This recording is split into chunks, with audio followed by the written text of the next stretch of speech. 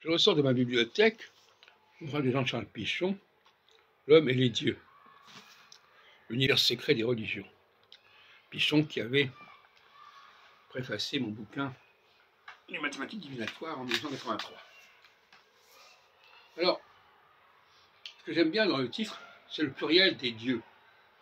Effectivement, aujourd'hui, on vous dit, ah ben Dieu, si on emploie le mot Dieu, c'est que c'est le même Dieu.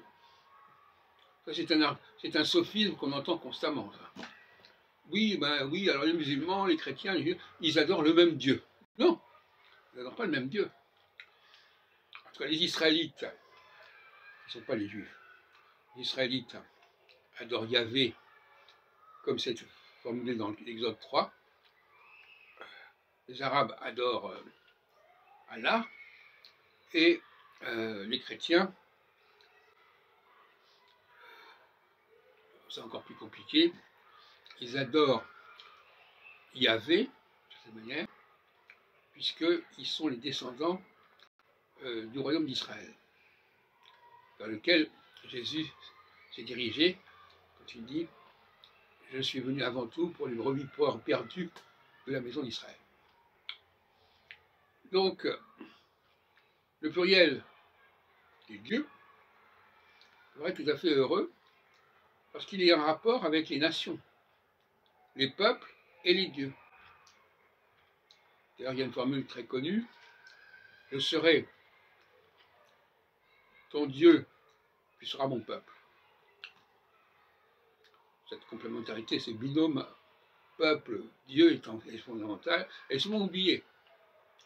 Pourtant, dans le cas de Moon, par exemple, on voit bien qu'il est d'abord lié à la Corée. C'est un Coréen du Nord qui est venu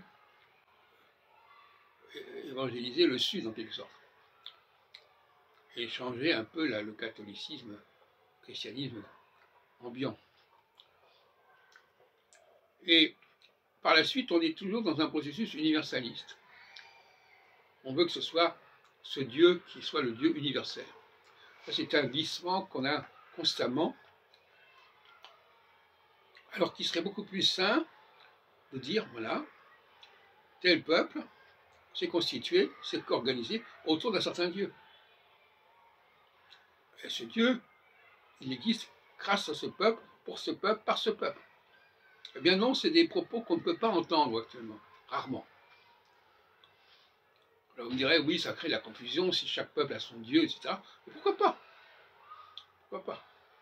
Chaque peuple a son totem, a son Dieu. D'ailleurs, De Gaulle disait, il avait le culte de la France.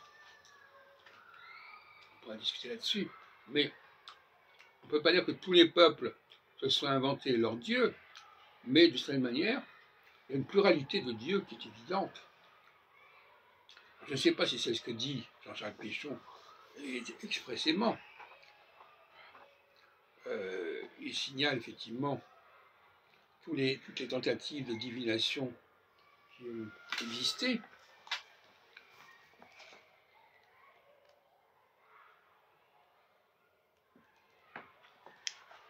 Mais je